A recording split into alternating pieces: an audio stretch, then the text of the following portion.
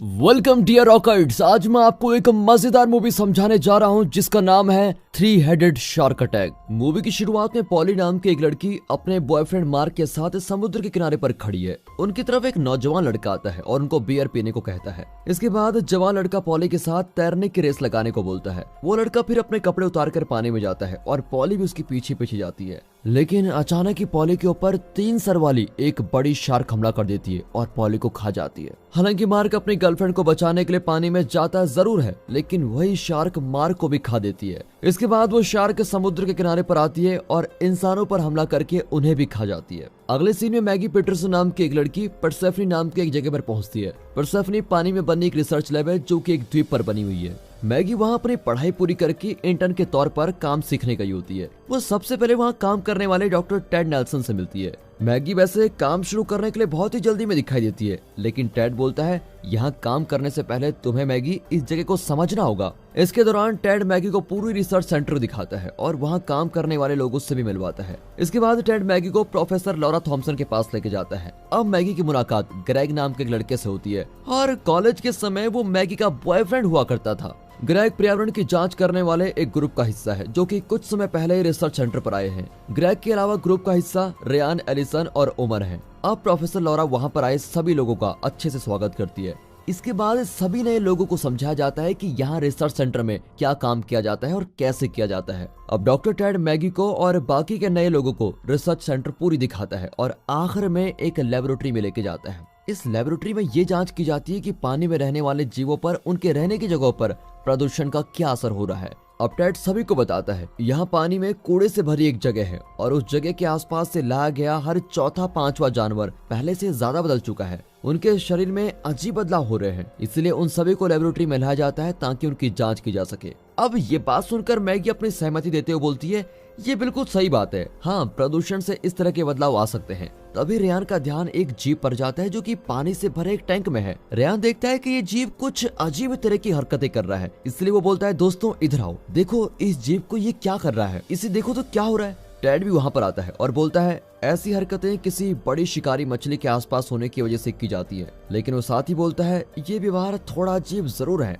कुछ तो गड़बड़ लग रही है। इसके कुछ देर बाद ही टेड स्टीव नाम के एक वैज्ञानिक को कॉल करता है जो कि रिसर्च सेंटर में काम करता है। टेड स्टीव को बताता है कि टैंक में बंद एक मछली बहुत ही अजीब व्यवहार कर रही है, मेरे हिसाब से आपको इस बारे में जांच करनी चाहिए। अब स्टीव जल्दी से अपने कंप्यूटर पर जाता है और रडार में देखकर बोलता है पानी में आसपास ही कोई बड़ी चीज घूम रही है। वो बताते हैं कि ये बड़ी चीज बहुत तेजी से आगे बढ़ रही है और मेरे हिसाब से वो हमारे रिसर्च सेंटर की ओर ही आ रही है। अब प्रोफेसर थॉमस जो कि अभी स्टीव के साथ है, वो बाहर जाकर इस चीज की जांच करने का तय करती है। इस सब के दौरान वहाँ पर काम करने वाला ब्रैंड नाम का एक आदमी देखता है कि पानी में कोई बहुत बड़ी चीज घूम रही है, लेकिन वो सोचता है कि ये बड़ी चीज एक व्हेल मछली होगी। वो समुद्र में जाता है और कोड़े वाली जगह की तरफ जाने लगता है। रिसर्च सेंटर में सभी लोग बाहर आते हैं और ब्रैड को बोलते हैं ब्रैड तुम जल्दी से बाहर आ जाओ, लेकिन ब्रैड एक नाव की तरफ इशारा करते हुए बोलता है मेरी नाव में कोई चीज रह गई है और मैं जल्दी से उस चीज को वापस लेकर आता हूँ। इसके बाद वो सभी को बताता है कि कैसे उसने थोड़ी देर पहले यहाँ पर एक बड़ी व्हेल मछली को देखा।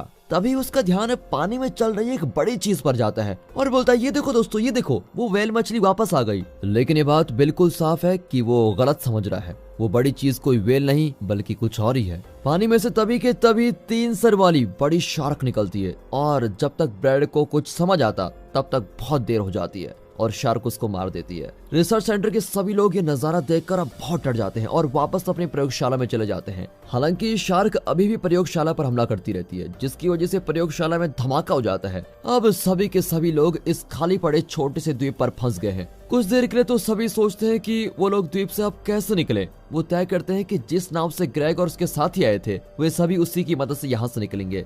सबसे पहले ग्रेग तैरकर नाव के पास जाता है। वो सभी को बोलता है मैं अब नाव को चलाकर तुम लोगों के पास आता हूँ, फिर तुम लोग भी आसानी से नाव में आ पाओगे।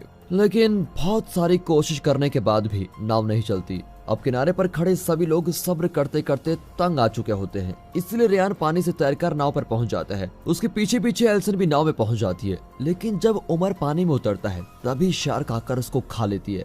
अब द्वीप के किनारे सिर्फ मैगी, प्रोफेसर थॉमस और टेड ही बचे होते हैं। मैगी बोलती है, देखो अब मेरे पास एक प्लान है। मैं शार्क का ध्यान भटकाने के लिए पानी में चले जाऊंगी और इस सब के दौरान आप दोनों तैरकर नाव पर चले जाना, क्योंकि आप दोनों को अपनी खोज जारी रखनी जरूरी है। वो आगे बोलती है, मैं पानी में जाकर नाव से दूर जाने की कोशिश करूंगी। ऐसा करने से शार्क जरूर मेरे पीछे आ जाएगी और इसी बीच आप दोनों की जान भी बच जाएगी।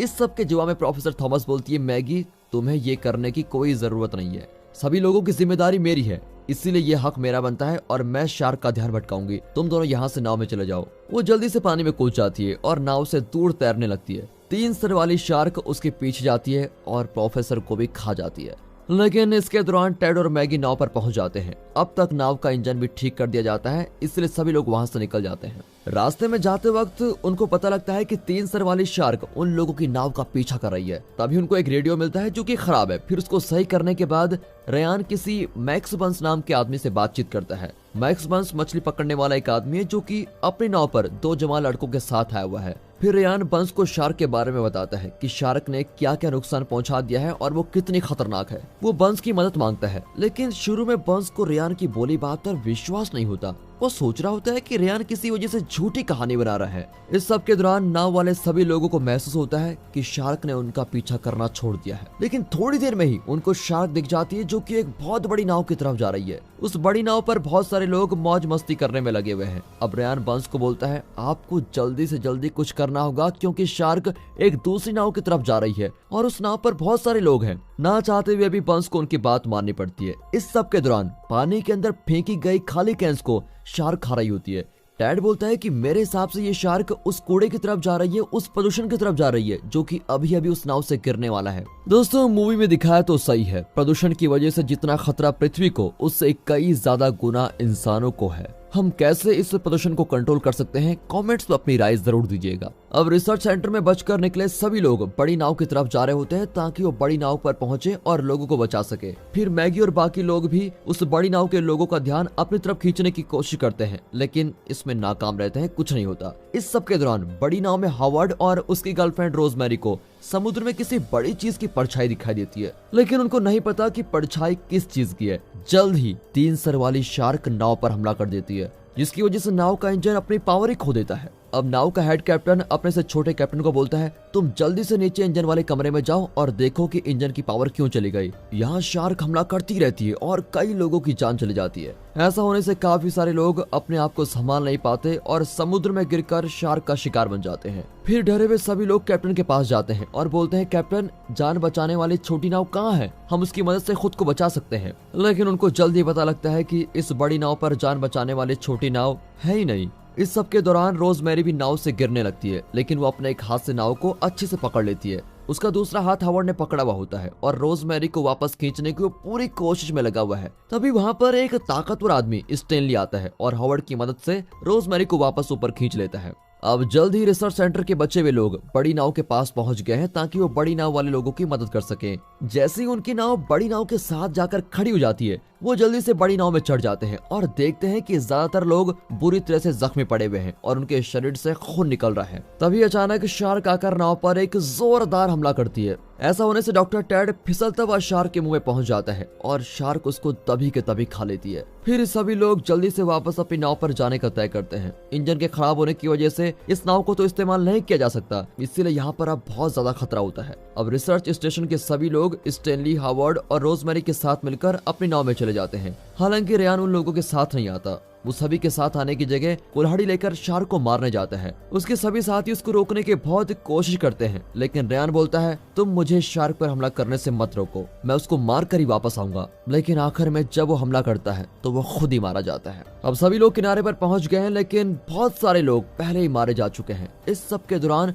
बंस की नाव पर शार्क ने जोरदार हमला कर दिया है, इसलिए बंस अपने दोनों आदमियों से शार्क के ऊपर गोलियां चलाने को बोलता है। दोनों आदमी बिल्कुल वैसा ही करते हैं जैसा उनको करने को बोला गया है और कुछ देर के लिए शार्क पानी में जाकर छुप जाती है। लेकिन कुछ समय में वो पानी से बाहर आती है और बंस के दोनों आदमियों को मार डालती है। अब शार्क बंस पर भी हमला करने वाली होती है, लेकिन बंस किसी तरह से शार्क का एक सर काटकर अलग कर देता है। इसके बाद वो अपनी नाव को लेकर किनारे पर पहुंचता है और शार्क अभी भी नाव के ऊपर पड़ी हुई है। फिर बंस रिसर्च लैब से जिंदा बचकर आए लोगों से मिलता है। जब वो उन लोगों से बात कर रहा होता है, तभी जिस जगह से शार्क का सर काटा गया था उस जगह पर 3 नए सर आ जाते हैं। वो शार्क जल्दी से दोबारा ठीक हो जाती है और जल्दी से पंच को मार डालती है। यहाँ डर की वजह से सभी लोग समुद्र के किनारे से दूर भाग जाते हैं। उनको एक आदमी मिलता है जो कि समुद्र के किनारे जिंदा बच गया था और इसके कुछ देर बाद ही उनको इंसानों के शरीर के हिस्से जमीन पर गिरे हुए मिलते हैं। वहाँ सारी जगह पर खून ही खून फैला हुआ होता है। अब उनको महसूस हो जाता है कि इस सब के पीछे भी शार्क ही है और इसकी वजह से सभी लोग और भी ज्यादा डर जाते हैं। यहाँ पर मिला हुआ आदमी अभी भी बहुत ज्यादा डरा हुआ है और वो बोलता रहता है, मैं तब तक नहीं जाऊंगा जब तक शार्क जान से नहीं मरेगी। हालांकि सभी लोग उसको साथ में चलने के लिए मना लेते हैं। अब सभी लोग मिलकर द्वीप के दूसरी तरफ के लिए निकल पड़ते हैं क्योंकि वहाँ मोटर वाली 2 नाव खड़ी होती है। सभी के सभी लोग 2 समूह में बढ़ जाते हैं। एलिसन, हवर्ड, रोजमेरी और बाकी के सभी लोग एक मोटर वाली नाव पर चले जाते हैं। दूसरी तरफ स्टेनली, मैगी और ग्रेग मोटर वाली दूसरी नाव में चले जाते हैं। मैगी और उसके साथी देखते हैं कि शार्क दूसरी नाव के पीछे जा रही है, इसलिए वो अपने साथियों को चिल्ला चिल्लाकर इस बारे में बताने की कोशिश करते हैं, लेकिन एल्सन और बाकी लोग मैगी के इशारे को समझ नहीं पाते। आखिर एल्सन वाली नाव पर शार्क हमला कर देती है और नाव में धमाका हो जाता है और अब शार्क अपने नए शिकार को ढूंढने के लिए निकल जाती है। बाद में मैगी, ग्रेग और स्टैनली एक प्लान बनाते हैं जिसके जरिए वो शार्क को मार सके। उनका प्लान यह है कि वो शार्क को कचरे के ढेर के पास लेके जाएंगे और यहाँ शार्क को बहुत सारी चीजें खाने को मिल जाएंगी। इतना सारा खाने पीने के चक्कर में शार्क के इतने सारे सर एक दूसरे पर हमला कर देंगे और आखिर में शार्क मारी जाएगी। अब स्टैनली कचरे की कुछ थैलियां नीचे फेंकने लगता है ताकि वो शार्क का ध्यान भटकाकर कूड़े के ढेर के पास पहुंच जाए, लेकिन जब स्टैनली कूड़े से भरी थैलियां फेंक रहा होता है तभी शार्क को उसका एक हाथ काट लेती है। अब नाव में कूड़े से भरी कोई थैली नहीं बची है, इसलिए शार्क का ध्यान भटकाने के लिए स्टैनली पानी में कूद जाता है। उसको वापस नाव में लाने के लिए ग्रेग भी पानी में उतरता है, लेकिन स्टैनली अपनी कोनी मारते हुए ग्रेग को नाव में जाने को बोलता है। जल्द ही स्टैनली को शार्क खा जाती है और फिर तेजी से कूड़े के ढेर के पास पहुंच जाती है। वहां कूड़ा खाते हुए शार्क के सभी सर एक दूसरे पर हमला करते हैं और आखिर में शार्क मारी जाती है। और दोस्तों, इसी के साथ ये मूवी यहाँ पर खत्म होती है। दोस्तों, ऐसे ही सर्वाइवल मूवी देखनी है तो मैं आपको सजेस्ट करूंगा आप देखिए फैंटेसी आइलैंड। इसमें आप सच में फैंटेसी में खो जाओगे। बाकी मिलते हैं अगली वीडियो में, तब तक के लिए गुड बाय, अपना ख्याल रखिएगा and finally thanks for watching.